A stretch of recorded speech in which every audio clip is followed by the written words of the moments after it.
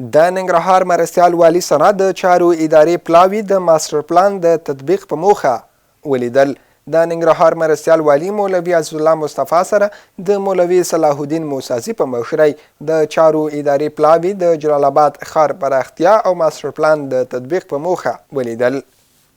د ولایت مرستیال او نورو مسؤلینو له لوري لالپورې ولسوالۍ کې د یو استنادي دیوال د جوړېدو چارې پیل شوې. دغه استنادي دیوال چې ورسک سیمه کې جوړیږي 200 متره اوږدوالی، 3 متره پراخوالی، 1.5 متر ژبروالی، 3 متره لوړوالی او 3 متره پوشتي لري چې د 2 میاشتو په موده کې به ګټې اخیستنې ته وسپارل شي.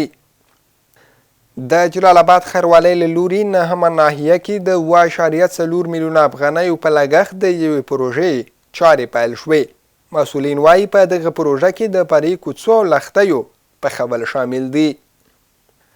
د تورخم ښارګوټي له لارې د پاکستان له بېلابېلو سیمو او کوزې پښتونخوا څخه د بیرته راستنېدونکو کډوالو لړۍ یو وار بیا چټکه شوې ده. د تورخم د انتقالاتو مسؤل بخت جمال ګوهر وایي هره ورځ سلګونه کورنۍ هیواد ته راستنېږي او د اړوندو ادارو په همغږۍ ورته لازم چمتووالی نیول شوی.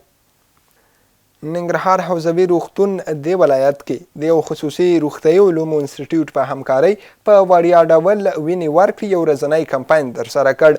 د مسؤلینو په وینا د وینې ورکړې له دې کمپاین یې موخه هغو ناروغانو سره د وینې ورکولو مرسته ده چې بېوزله، نادره، غریب او د وینې اخیستو توان نه لري. د ننګرهار اچین ولسوالۍ اوسیدونکي وایي دغه ولسوالۍ کې د بیا رغونې کارونه شوي خو بسنه نه کوي. د نورو بنسټیزو او رغنیزو پروژو د پلي کېدو غوښتنه کوي. بلخوا د ولسوالۍ مسؤلین وایي اچین ولسوالۍ کې زیات رغنیز کارونه ترسره شوي چې پکې د تیرو ناخوالو پر مهال د سلګونه نړېدلو کورونو د رغېدو ترڅنګ د اوبو ذخیره کېدو لپاره چک ډیمونه، د پاک اوبو شبکې او شنې خونې هم جوړې شوي دي.